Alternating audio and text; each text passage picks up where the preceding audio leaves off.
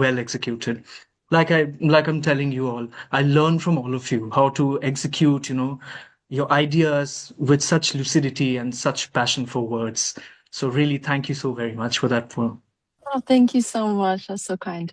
Well, you do the same for us, Prithvijit, so why don't you read next? Thank you. The poem I'm going to read, first of all, I'm so sorry, I have to introduce myself. My name is Prithvijit, and I come from the historic cultural Indian city of Lucknow. And as always, I'm very lucky to join this roundtable each month and learn from all of you, and also, bask in the warmth and glow of all of your poetic creations. Yeah. So the poem I'm going to read today, it's a poem that's fragmentary. It's as if I was trying to present my ideas in a more clipped fashion than usual, and I wrote it 10 years back. Now, off late, there was a trend starting in January that we were kind of celebrating the year 2016 in our own ways, throwback to 2016, since we've completed a decade since then.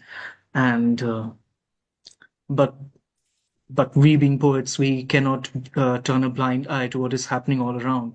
And in India as well, the deaths of Renee Nicole Godin, especially Mr. Alex Piretti, has affected all of us. Um, Also because there is a parallel to how protesters and people who are trying to fight against fascism in our own nation, which has turned out to be nationalist to a very dangerous degree, something which we had rolled back in the past 2 decades, 2.5 decades. So I feel that the world is once again being hounded by right-wing fascism everywhere. And Yeah. and I wrote this poem in 2016 when I felt the world was going to hell. And I was coming back from college, and I collected my ideas and wrote the poem as soon as I reached home. So this is a poem, it's like a summation of all those ideas. It's called Collage. Bellies protruded out, a lithograph in blood. Below the waist, fatal consummation. Forged passes and ports, a promised land boomeranged, ethnicities crying foul. One dark finger and one plea, commissioned gunshots, one shriek became the shrine of evanescence. Boyish charm, rugged cheeks, symbolic at 18. Boyish charm, rugged cheeks, symbolic at 18. Warrior temperaments and the promised land revealed. Nighttime disturbance, daytime defiance. Your chance, my demand. At last, a failed misery. The streets are gallows, lofty with dead swallows. The streets are gallows, lofty with dead swallows. A dark landslide where chastened doves brood. Thank you. What a beautiful, strong ending. Where chastened doves brood. That is really beautiful. So many images throughout your poem of violence and desolation. Yeah, desolation, I would say. It's very moving. Your words together are very, very moving. Thank you. I loved Promised Land Boomeranged. There's so many where you turn, even in a short line, you turn the corner from what should have been good to going downhill. And I loved commissioned gunshots. Somehow that hit me as, whoa.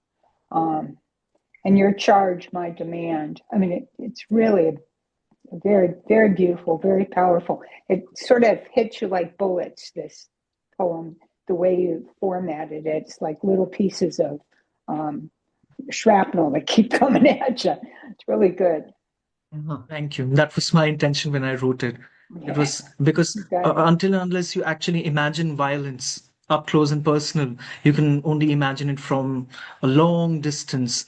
And the fact that I use this imagery, which you all have responded very favorably to, is because I wanted to, somehow from a vantage point of distance and not having that experience, enshrine the fear and the dread that those people feel when they are faced with violence of any kind. And the most extreme is, of course, gun violence, or when you use the baton to, rip away somebody's ribs. Violence of a kind which can be fatal without you even knowing it.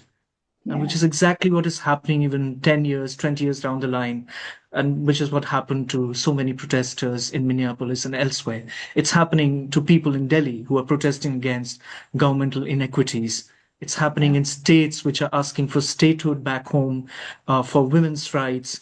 And the crawl back into right-wing fascism is staggering to a degree where, you know, people are discussing that maybe things can go back to how it was perhaps in Nazi Germany, because that is the kind of imprint we are getting. So we are very, very concerned about how the tide may change from one of progressivism to one of absolute, fascist destruction. It's terrifying that it's across so many countries right now, that it's across the world, and that it seems like everything is headed in that one direction. Very scary. And it's so exactly appropriate for right now. I mean, I have Yes, I an agree with that. English student, a Mexican woman who doesn't have papers and so forth, and she's been in this country for 20, 24 years probably. And it's just, and I talk to immigrants, and it's all their dream of coming to the US and having a good life has boomeranged. It totally, it's totally, they can't go home because they may get killed. They can't, Yes. and what can they do to stay here? It just, yeah. And I think the succinct lines, warrior temperaments and promised land defined, that's what's going on, and the thing that really got me was the streets are gallows. They are exactly that, and by design, so this is archetypal human behavior, sadly. How do we break that pattern? Well, thank you very much. Yeah, that was lovely. I also really loved the line of the streets being gallows.